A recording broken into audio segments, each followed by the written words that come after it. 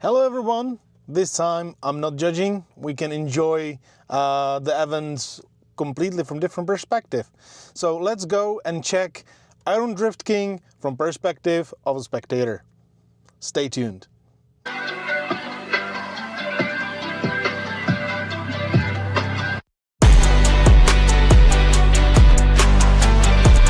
Die Thematik des Judges einfließen und daher müssen die auch alle Punkte hier immer aktuell und sehr schnell bewerten müssen, aber auch dabei sehr präzise vorgehen.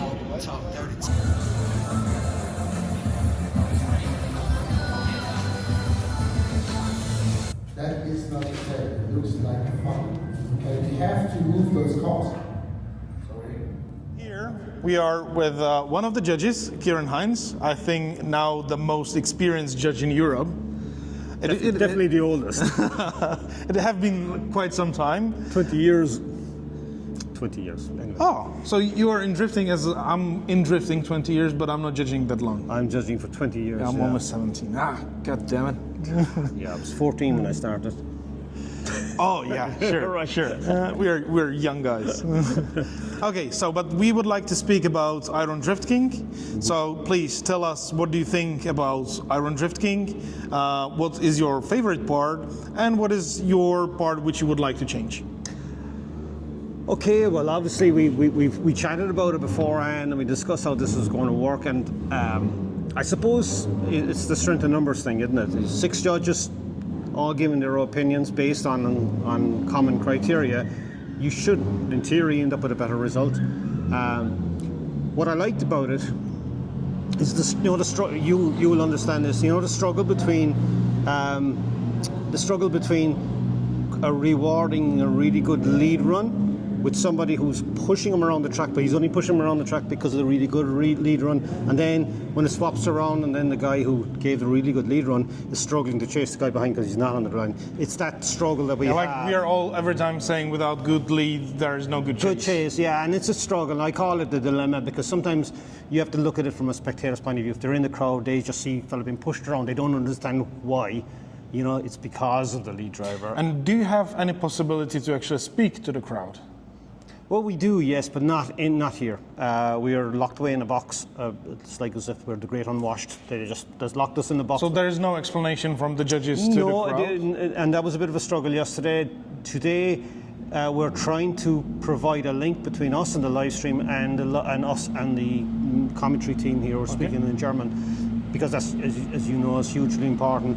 That was a problem yesterday, but hopefully it'll be better today, but we'll have to wait and see. Okay. And what do I not like about it? Okay, I'll be honest with you, it works. Obviously, when you're doing something that's different, it doesn't set well a little bit. It takes a bit of a while, and I've been doing it my own way for so long. I suppose it's more of a struggle for me, maybe. The only thing I struggle with is, you understand this now, but when you watch a run and you watch back, because you're comparing to. And you're always comparing you're comparing one against the other. You have a good sense of who the winner is at the end of the run. Yeah. Because it should be him based on what you've seen, and even if you have to find ways of breaking it down to explain that, you still know inside this guy deserves to win. You do not get that with the system. That's the disconnect. You're focusing on the lead. And what if, sorry though to interrupt you, because when I was watching the live stream yesterday, and what was interesting for me to see that there are like half points differences and so on. So what if the difference is like very small? It still is one more time if there's like difference of half a point, because that's very easy to get. Well, there was a bit of rounding up going on with the computer yesterday. So there was a few calls that should have been a 0.5, but it just rounded it up or rounded it down, whichever.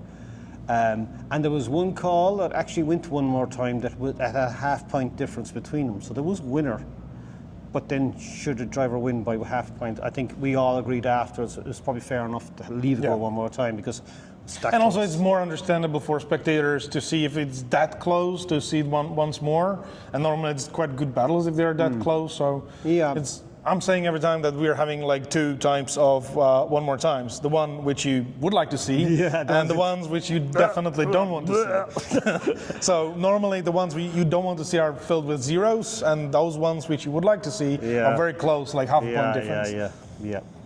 So that was the only struggle. It's that comparison thing that I have. So you don't get a sense. I'm not saying that makes it worse. I'm not saying that at all. I'm just saying that at times you're waiting to see what the result is because you're not even sure. And then, of course, when the 6, there's a bit more of a variation there as well. So 6 strong opinionated judges. Yes, which surprisingly we haven't fought or given out. Or there's been no given out at all. We've been getting on great. And the other weird thing, okay, this is even stranger, right? So you've got FD, you have Vernon, which is a bit of everything all over the world. And you have all these other judges. So the 6 of us practiced the system prior to the event. So we basically watched a couple of videos, one of them which I was actually judging, and I was wondering what the criteria was until I actually saw my own face come up and thinking, oh yeah, I remember I was at that event. Yeah, we watched a few ones and we scored them, and the surprising thing was how close we were, despite the fact that we were all coming from different areas. So I think universally judges judge battles very, very similarly, no matter where you go. I think it's almost, there's almost no difference. That's good. And we've seen that now again. Yesterday, scoring qualifying, because we're focusing on the lead run and we're scoring it as if it was a qualifying run. When you looked at the spread of scores across, it would be only half pointed. There was not much in it at all. But that's like what I was nicely surprised is that I saw there are some differences between judges that somebody was preferring like stronger chases and somebody was preferring mainly the leads. That was like a couple of points differences. But what is good is that actually it stayed. The consistency of that preference from each judge was quite staying. Yeah. That was good. What was strange for me is like so many numbers, and it started to be a little bit confusing even for me. Yeah. Oh, so, you're not the only ones. We're confused too. So if it goes to professionals confusing, I'm a little bit afraid, how it looks to the crowd, normal Joe. Yeah, of course. I suppose if you look at the discrepancies, I think you have to if you look at how we were doing it, so we're literally watching the first run live in front of us and we're scoring the lead, and then we watch the replay to score the chase, and the chase is not based on it's based on how well they chased what was presented to them. So somebody chasing someone who's getting a 6 would be scored fairly high, even if they're making mistakes, or even and you cannot score him higher, because this is what we, for example, do in Drift Masters, that if we will see that somebody's having harder job because of chasing somebody who's having not good lead, then we are actually giving him some extra points for more difficult job to do. Yes, we're doing that, and we are scoring him higher. But that's where it gets that's where it's a grey area. It's greyed in, and then you get little differences in the scoring, I think, because should he have done a better job? Could he have done a better job? That's very hard part. Was he not allowed to? You're having good experienced judges, so good luck with that. Yeah. So thank you very much. No problem. Good luck with today race, and we will also try to speak with the other judges.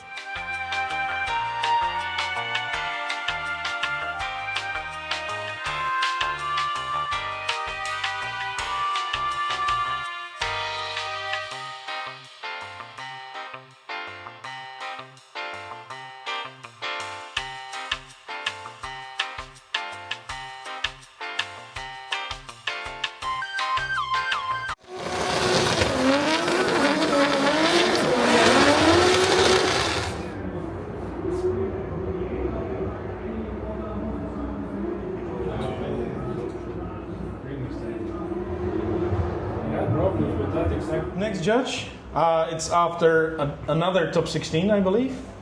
Yeah, I think we had 3 of them today. So it's like a lot of job. A lot of work.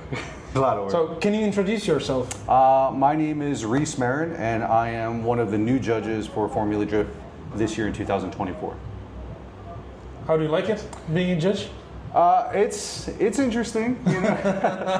It's interesting. It's a lot of fun. I think I was well prepared from the previous judges, Ryan Lantain and Brian Eggert, that have been judging, and Brian's still there. Brian Lantain is retired, so it gave me the opportunity to go in. But I feel like they prepared me very well to go into that. I know a lot of the drivers that are on the field, so for me personally, I feel like I'm pretty comfortable in the position, and just being very blunt and honest with. You've been really hyped nicely before the season. They definitely hyped me up, and I kept on telling them, I'm like, don't do that because you're not gonna like it. And But that's what it is. You have to be very unbiased, and you can't let any influence from the outside play a role in what you're doing as a judge. And what do you think about the difference between American driving and European driving? Because now you can see what is the difference in the driving style and tracks and so on. So before actually coming over and seeing it here, and obviously I know I'm only seeing a small portion of European drifting coming to Iron Drift King. It's, I think it's a lot of things. It's what tires you're allowed to use. It's the layouts that you guys run. They're very different from what we have, and I think that plays a huge role in what the dynamic we're going to see when it comes to battles and stuff like that. I personally don't think one's better than the other. I just think we're very lucky to be a point in drifting right now where no matter where you go, you're going to see an alternative version of drifting. And to me, that just looks like it's evolved and it's grown because I come from the days where drifting wasn't as prominent and you could only get like one event every other month or every 2 months, or I know here it's even scarcer in Europe. There's not many drifting events. We had like a lot of street drifting here in the past, but nowadays it's not possible. And actually, it was easier before than it is now with the tracks. Because a lot of tracks were closed because of the noise, because of the pollution, smoke, stuff like that. So now it's a little bit more difficult. However, it's getting more professional. So it's getting more money involved, so then it's get possibility to get better venues. Like, for example, this one in Ferropolis, which is amazing. The aesthetic and the way it looks here is mind-blowing.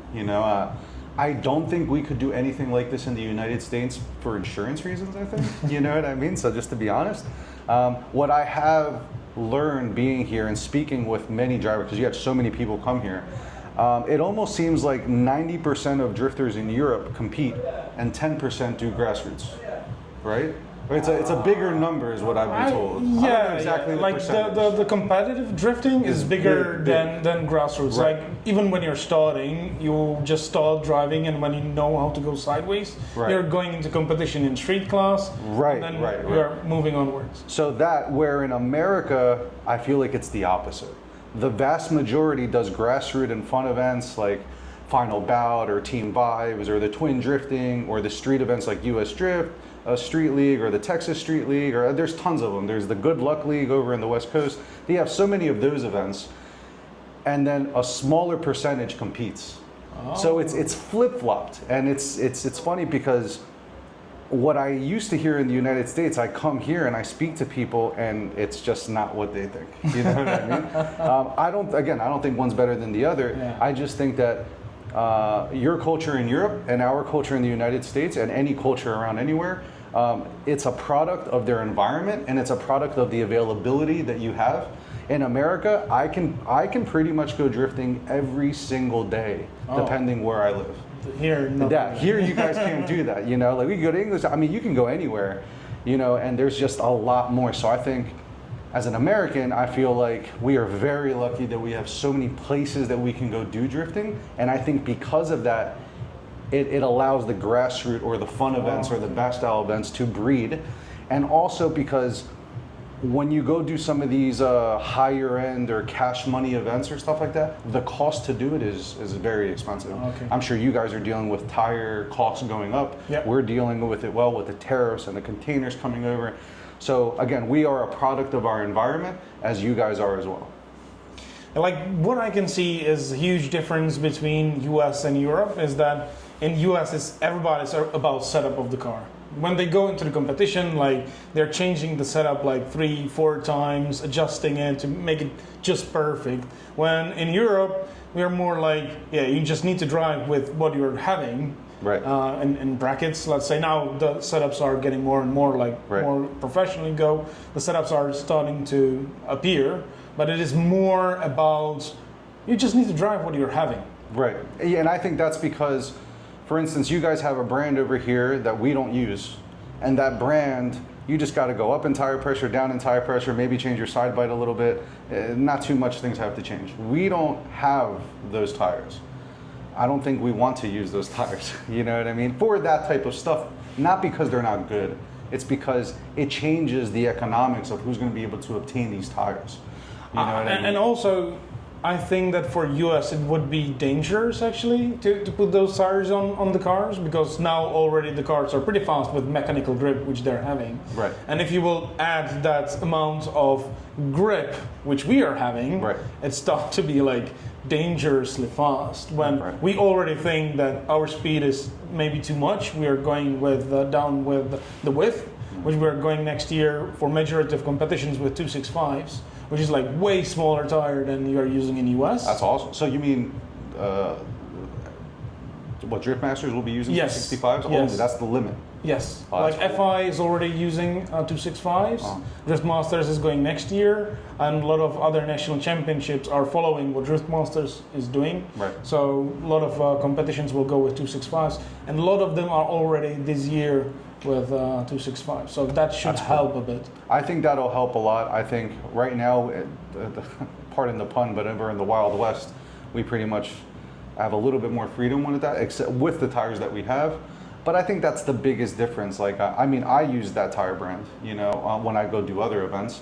And there's things that I can do with that tire that I don't think I could do with anything else. So it's cool to see that, it's cool to experiment, but I think respectively, everybody has to look at the economic impact that stuff is going to do, who's able to obtain that. And if you make it more obtainable, I think you'll have better battles, better show, and everybody will be a little bit more pleased. So. And when we are speaking about tires, here there are two manufacturers you can choose. It's basically one factory, two manufacturers tires. What do you think about that rule here in IDK? I think it's great. I mean, I think it's great because what's great about IDK is that we get to take theories that I think a lot of us wanted to put into effect, and we get to try it out. We can theorize about it, we can argue about it, we can think of a million things, we can go on the message boards, Facebook, you know, all of that.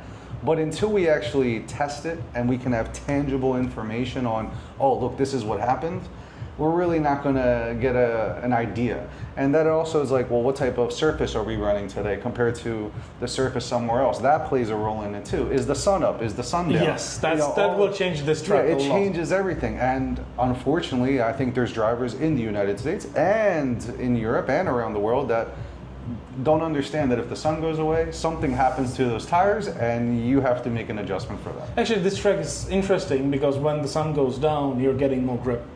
Which is usually what happens, you know what I mean? But I mean, that could be up for interpretation, because let's say you go to a place that I've never gone to and you drift there and you're used to the characteristics of that surface. Maybe what we're saying doesn't really apply to that. Yeah. But I don't know how they treated the surface. Was it resurfaced? What type of asphalt did they use? Is it concrete? Isn't it? Is it I don't know. Is it the Riga when you're having 10 different types of tarmac? Oh, I mean, we don't have something similar to that. I mean, I guess the only surface change would be Englishtown Raceway Park, where it's asphalt on the outside, and then when you come to the inside, it's concrete. It changes the surface. It changes the dynamic of how the cars react, which makes it difficult and interesting at the same time. But it's just those little things that come up. Yeah, now Riga was resurfaced, but before it was like initiation, one tarmac, first corner, second tarmac, third corner, another tarmac. Then you're going to the outer zone where there's so much rubber that it is basically different type of tarmac. And then you're going uphill, and on the top of the hill, it changes the tarmac. Then you're going down, and for the last corner, it's changing, but there is a split in the middle. Yeah, so your grip levels are probably everywhere, you know what I mean? So, and I think the common fan doesn't understand that sometimes, and why would they, right? Yeah. It's just, you know, they're not doing it. So I think drifting is growing. I think everyone's doing a good job in their respective parts of the world to try to figure out how it works in their area. And it's just like, I use the analogy all the time, like my family's from South America, Colombia. They play soccer a certain way in Colombia, but then when you come to Europe, football. Yeah, football. Yeah, football. All right, and if you come, my family would roast me if they heard me say it. But being an American, we say soccer, right? But football in Colombia, and then you come up to Europe, the style is different, and everybody's okay with that. Yeah. Basketball is different from the NBA and the FIBA. I don't know why drifting can't be the same. I think it's so cool that you can come here, you can come there. I'm actually enjoying a lot when you see different styles. I was judging also in Japan, then I was spotting in US. Now I'm judging here in Europe, so I can see all the styles, and I'm enjoying every time the differences and enjoying it. Like the flying initiation in Japan, like that's great. Yeah. The power drifting on banks in US, nowhere else you can see things like that. No. And here in Europe, like track with 11 transitions, which we had. Yeah, that's which also I love. nuts. I love that you guys have. I love transitions. You know what I mean? Timing the transitions, and I think we all have our certain things that we like. But it is cool that we all have different styles. And again, I think that's because we are a product of our environment. And I think probably the best thing moving forward is the more collaborations that we have, like such as having 6 judges from around the world come together and all the drivers and talk about different things. The sport, the only people that are going to win is the sport itself. The community is just going to keep evolving and evolving. Obviously, no one's going to agree with the evolution sometimes.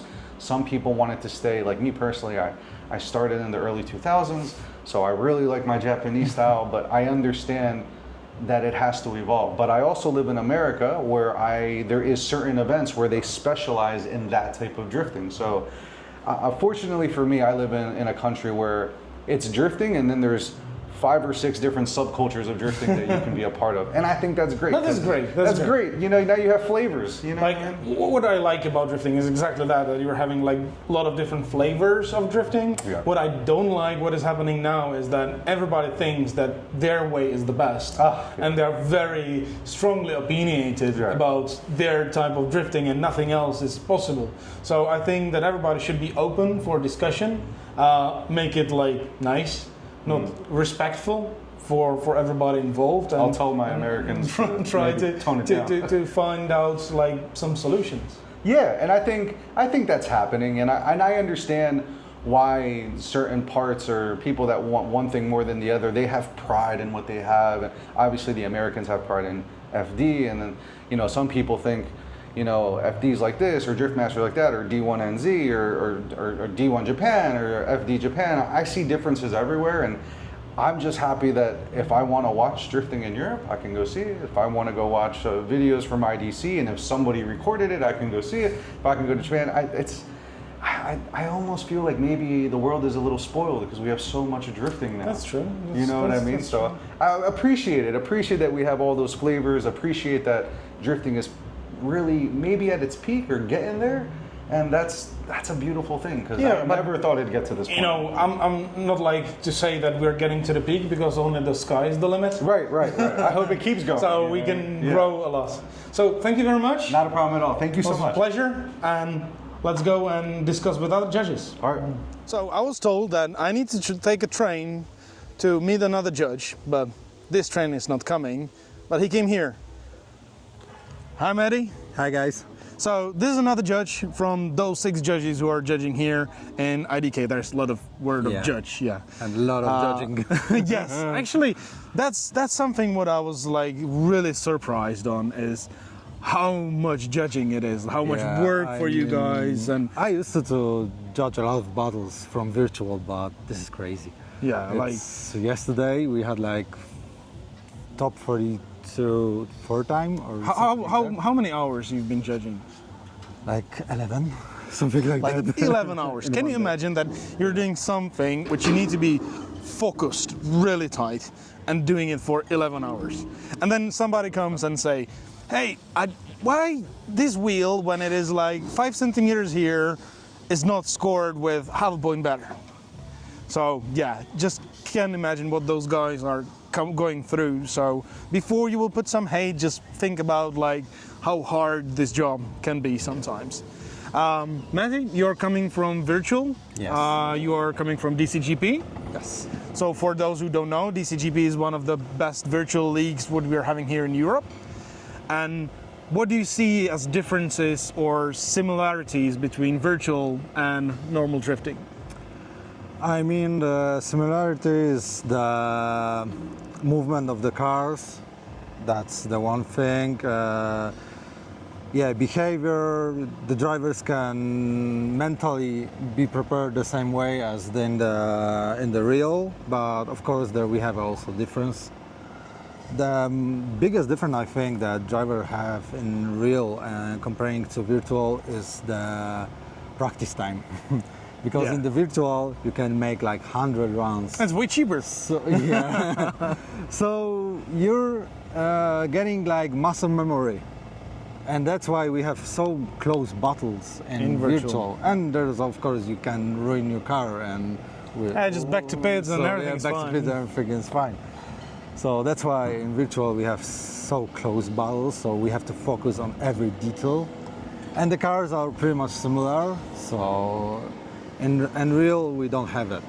The guys have I don't know, sometimes 10 max runs, practice runs. Yeah. But I heard that they're having a lot of seat time here as you're going through higher top 32, lower top 32, a lot of different styles here. How you actually like it? How you like the competition here at Iron Drift King? I think it's very good. The track is good for it because the track is pretty good for the chase runs. I would say it's easy for drivers. Even with all those walls, the speed is not big, so... Yeah, maybe the coming from outer zone 2 to 3 Yeah. It's challenging, tricky. let's say. Transition is also tricky Yeah. there. But in general, the good drivers are very good on track like this, with low speed and... What do you think about the seating of the drivers before the competition? Because you actually are giving it to the hands of the spectators and teams, which they are buying tickets to actually make the first seating before the higher top 32 and lower top 32. So what do you think about that? How it is working? Is it working from your perspective, or it's not making much differences? Like, it is similar to random? I don't know, I think it's similar. Okay. It's random, yeah. To be honest, I didn't think too much about it, so... Like, when I spoke with some of the drivers, they were like sitting on the internet and just buying some tickets to move from like better drivers to get like easier drivers and things like that. I don't think really it matters, because in the end you have no idea who will be your opponent. Yeah, you can calculate You it. can predict somehow, but... The first top 32 you can predict. Yeah. Afterwards, yeah, there's so many changes that Because I heard it is that very hard it's to... better to not have sometimes votes. Yeah. So fighting with... Like, I don't know who was first. Guy from Norway, Yellow Supra, I forgot the name. Yeah, now, and his first opponent was Bartek Stolarski. yeah, You really want that. Like, that's not easy opponent. It's not easy opponent. Even with the Bartek was missing a lot of time now, right? Yeah, he was out for 2 years, I think. Something like that. But he had like a lot of seat time with this car already because But now- he won the competition but now last week. So pretty he was good. pumped up. Actually, we are before the final top 16 because we had like 4 today, 4 of top 16, and he will be driving in final. So he beat Davy Gunn. It was pretty amazing battle. So after time like that, this without driving, it's pretty awesome. Yeah, he was every time dangerous driver. And he was driving in V8 always, right? And now Yes. he's driving with the FMIG S15 Yes. 2GZ. 2J, so He was actually the first one who I knew who started to run V8 with turbo. oh, It really? was like, smoke machine, and he was every time like, He was using the supercharger, sorry, back in the days, in the big... yeah, maybe, but I know that he was definitely the first one with the turbos, because the machine was like called smoke machine or rocket, as he was using the gear based on how many tires was left in his paddock. So if there was a lot of tires left, it was 4th gear, 5th. If there was not enough tires, then he was going down with the gearing to not have that much wheel speed. But okay, That makes sense. Thank you very much. Thank you very much. We knew some new information, and good luck with the rest of the competition. Awesome, thank See you, you. Dave. Okay, so we're here with another judge. Actually, you are the main judge here now, because you've been doing all the briefings. Yeah, I'm doing the briefings, but there's really no main judge in that aspect.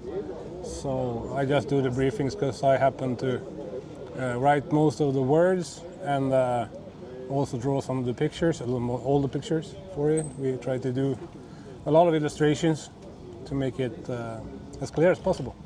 Nice. So nice. that's why I did that. We had decided on Kieran Hines to do the briefings, but he managed to miss one flight, got cancelled from another flight, so he was like 48 hours late here. So Okay. I had to do it myself again. I used to do it here at Yeah. Ireland. Like this is something what a lot of people are thinking that, oh, head judge or main judge or whatever it's called, and he's having like more power in judging, Yeah. but that's not true. Like all the judges here are equal, I would No, say. yeah, and I've never seen a series or a competition where somebody had any real more power, like a head judge. There's always, a lot of times they're called the head judge, but in a split decision scenario, maybe somewhere where you can't decide anything else, he has the deciding judge, but I've never seen anything like that happen even. Yeah. So Yeah.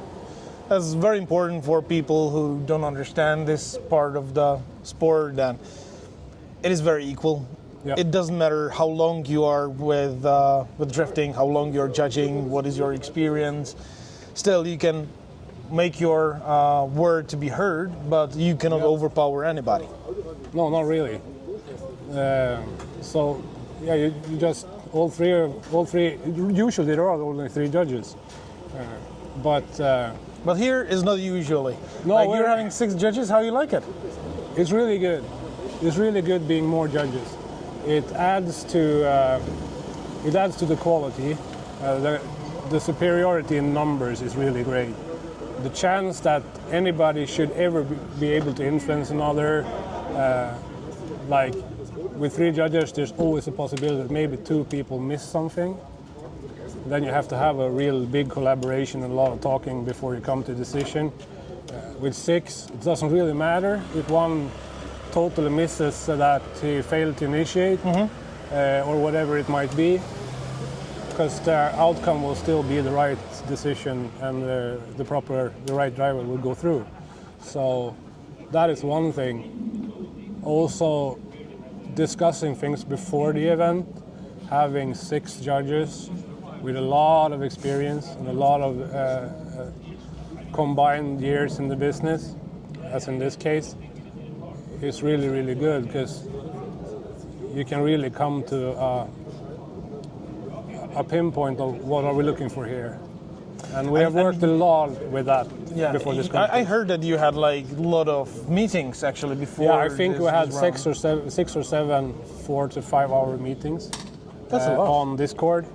We have judged 3 competitions.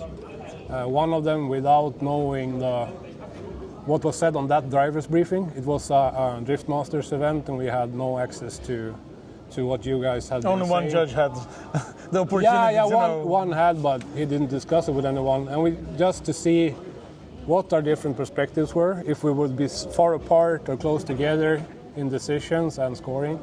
And how it went? The results were amazing. We were really, really close. We have an American judge, Reese Martin, from FD. We have, of course, Vernon, who's been here all the time, same as me, who's judging this year both Formula Drift and Drift Masters. Kieran Hines, that's pretty much developed and runs Irish drifting, and we all know how good Irish drivers are. Me, who have been a big part of Gatubil and Swedish Drift Championships and working for the Federation in Sweden, no longer do that. But and we have Matteus, who operates and runs the biggest competitions in sim drifting. And we have Tarmo, working at Weissfab, have done a lot of judging in MES, Northern European zone and stuff. So Yeah, you also And saw still Tarmo in DMP, which was in the previous. And despite being from different parts of the world, having done things differently, the actual view on what we want from the drivers seemed to be, from the beginning, very similar.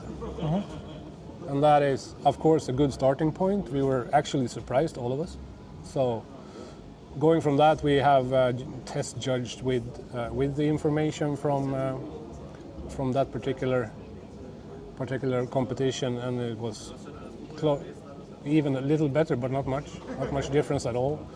And from this, we have also worked with Olof Eriksson from northern Sweden, He is spotting from Rome in Rome Carpentry in FD, also Fredrik Asbo, working with Max Heidrich and a lot of big names. He's like a little mad scientist in a way.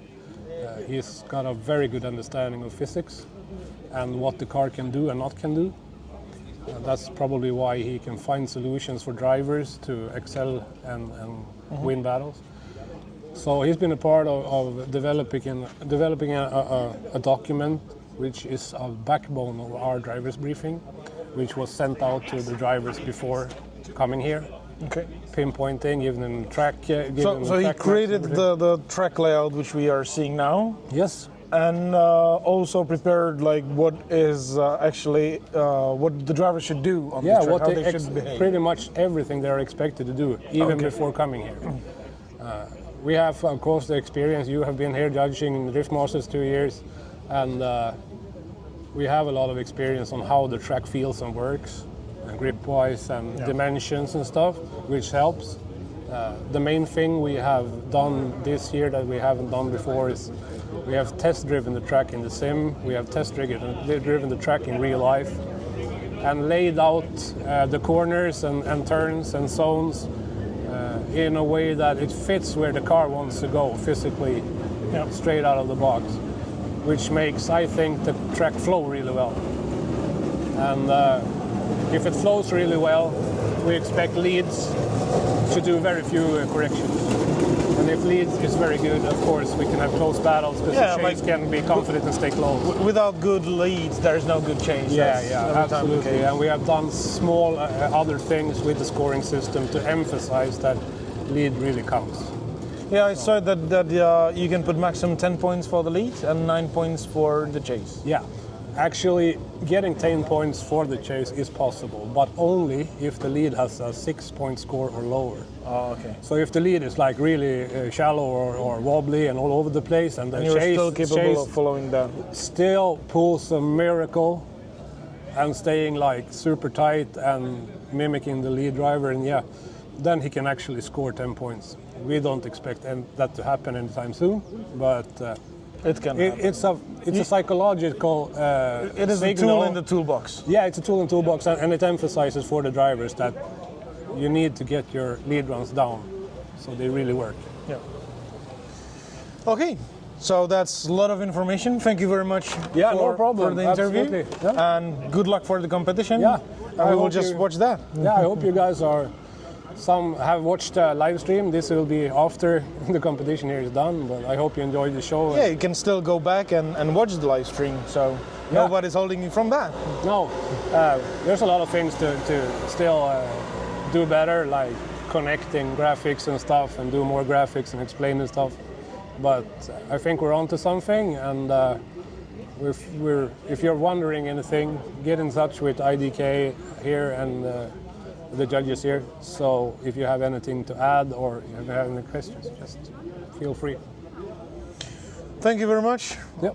I think that hopefully we'll be able to cover everything with all the 6 judges. There's a lot of information. I'll try to also catch Marcel. He's very busy here, but hopefully we'll be able to get him. Yeah. So stay tuned. Bye, world. Last of the 6 judges, Vernon. The best for last. The best for last. Thank you. So tell us, how do you like it here? It's really cool. They tried to do a whole new concept, but we already experienced a little bit with that in FD, with the non-qualification session. I think that really works out well. One of the goals to have like 6 judges and slightly different scoring system is to make it more precise in a way, and for the people that are thinking it's going to be biased, it should be less biased as well, because if 6 judges see it the same way with 1, 2, 3 points of a difference, it must be true in a way. And now you hit at something what it is quite strange for me, because you can get like 60 points overall for your run, As a lead car. As a lead car. And 9 times 6, 54. What are you doing now? 54 points for the chase. Yes. As a maximum. So if you count that together, you're having something like 114 points, maximum. Possible maximum. Yeah. And what about those runs which guys? I saw like a lot of runs were like 1 point difference, and it was not one more time. It was just choosing the driver who was having the 1 point advantage. Do you think that it is something which should be adjusted for the future, or it is good that there's not so many one more times? Well, that also depends on the series, because some of the series they sort of not require, but they were trying to find a way to make less one more times. Maybe we're getting to a point now where it's too small of a difference to never go to one more times, because I think in total, I forget the amount of battles that we did now the last couple of days, but like a lot. I think it's almost like a whole season in 2 days now. I think we had 3 one more times in total. So maybe that's a little bit too extreme. Maybe we can tweak that a little bit. Especially with the amount of judging, which is crazy. It's a lot, yeah. I give you that. I was speaking with Matti, and he told me that it was like 9 hours or something like that yesterday. I lost count actually, but yeah, I believe it. That's terrible. Like to keep focus for that long period of time, and then 1 point can decide. That's something what I believe it can be questioned a little bit. If just 1 point from one judge was the decision factor, so maybe for the future it would be good to have like you need to have like 2, 3, 4, points or more difference to not go one more time. But it is interesting to see the results of different battles. You're watching the scoring. Sometimes goes this way, sometimes goes that way, and to be fair, that usually happens with the battles that are, you can say, questionable, where both drivers make quite a few mistakes, or one severe mistake and the other one a couple of minor mistakes. But with the reasonably good battles, then I think it's not really a big doubt who is the winner and the loser. And in this case, specifically this case, you can be, I forgot all the terms now. So you're either a winner or you are a fighter. And if you lose in the fighter, then you can go to the loser bracket. So basically you have a couple of chances to still come out on top and be a winner. I understand it better. So really? You're starting like a driver, then you can become winner or fighter. And if you lose as a fighter, you're actually a loser. Or you need your fighter two, second chance. Yes, yeah. So you have more than one chance basically to still come out on top. So if you have an issue, you misshift or whatever, or you just made a mistake and you lost, then you have a chance of winning even. One of the things that I sort of like about it, obviously, it always depends on the perspective you look at it. From a driver's perspective, if you come all the way from wherever you come from, like 18-hour drive or all these kind of stories that we have here. You still have seat time. Yeah, and even if your car has an issue or you misshift or the beat, for example, then still it would be extra sour if you don't have any opportunity to drive at all or just one lap. So in that case, it's quite nice to have these kind of chances, I think. Yeah. That's actually nice. I think there should be slightly better execution to the spectators, because it can be sometimes confusing. But however, it's the first year of this system. We'll see how it will go for the future. But there are every time places to improve. Yeah. If 100%. There will be series where there's nothing to improve, like good with that. We're not there yet. But it's always nice to try a different route. And sometimes you can say, okay, this doesn't work at all, then you shouldn't continue on that path, I think. But if there is some future in it, like you said, just trying to iron small things out and make it better, and I think we're on the right path. And how do you like atmosphere here? Because Ferropolis was in the past every time about the place itself, about the atmosphere, night race, a lot of spectators, really nice drifting with a lot of lights, fire show, and so on. Are you able actually to enjoy the show, or it is like we had it previous year in Drift Masters, where we were basically going from here really tired and not being able to enjoy the atmosphere? Well, if you talk about these previous years, right, so you guys had just have to judge one competition, and I did both of them, so and either on Drift King and Drift Masters. This, like I said, this year specifically, we're doing basically like 4 or 5 competitions basically in 2 days, so there's not a lot of downtime, and if there's some downtime, we are chilling out. Yes, yeah. So, I do still like the atmosphere, obviously, because you do pick up a little bit. Here's another car coming. they're already going for Before run-up. yeah. Yeah, so thank you very much. It was a pleasure as always. Anything you want to add?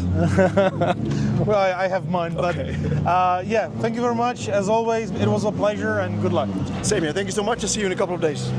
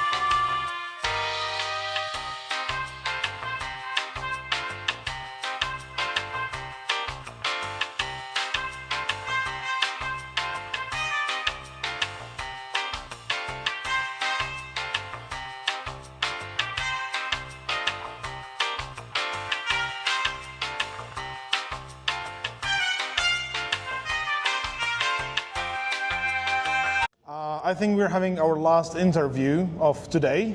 We already spoke with all judges, and now I'm here with Marcel. He's one of the main people behind Iron Drift King for years already, so a lot of work.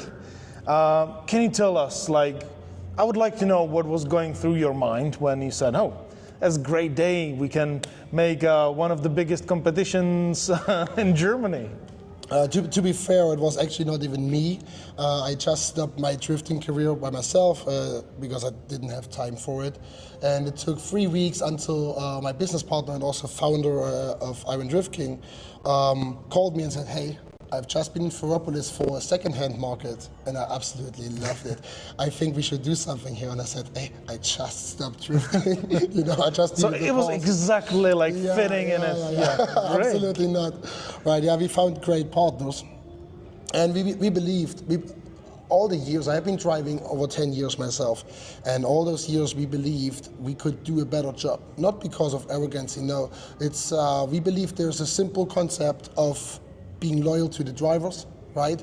And in the same time, having a good eye on delivering the maximum value to your spectators. And that's what we always believed. And so we just thought, hey, with this place, we can do something cool. That's very hard to bring really good ratio between making your drivers happy and make your spectators excited about the race itself. Yeah, That's not easy, but it is good to be driver in before the race itself, that you better understand what drivers are needing, but also you have experience with other competitions and you saw what was working for the spectators. Yeah, but I didn't have any experience of running an event, and I can clearly say it was so scary. The first time was so scary. Even if you have been driving competitions for so long and so many, I think you never really took time to fully understand how it actually works, right? You just do what people tell you, and then you go to the briefing, you have the bracket, someone is filling that, and you're just, okay, you move forward. And now you need to find somebody who will fill it. Yes, correct. It's, but I have to say, being on the side of it as an organizer is extremely fulfilling. I have been a driver is helping me a lot. But of course, it also makes me soft towards the drivers. I really want that they have a good time here. But you also have to be strict, right? You're running a business. You have to think about safety. You have to think about your spectators, because in the end, Iron Drift King was always structured as a business, right? Because it has to make money in order to grow and to continue. So keeping your drivers happy was and still is a really, really high priority, but you need to sell tickets and you need to make sure the people that pay for your event are leaving with a smile, right? And that's a tricky balance sometimes. And when you're now organizing, it is less scary than the first event, or it is still the same? Actually, it's not. It's real. It should be, right? Some things are just coming natural to me, but you bring new stuff which are also scary. Yes, and that's the thing, right? We are never happy with what we have. We always try to find new ways. It's I think on one side we deeply believe we should do that in order to create something that we hope and dream is the right way moving forward. But it's also just exciting. I can say that it's. I said to Marcus, my business partner, I said to him just a few weeks ago, I don't care if this ever makes money for myself, because it did not so far.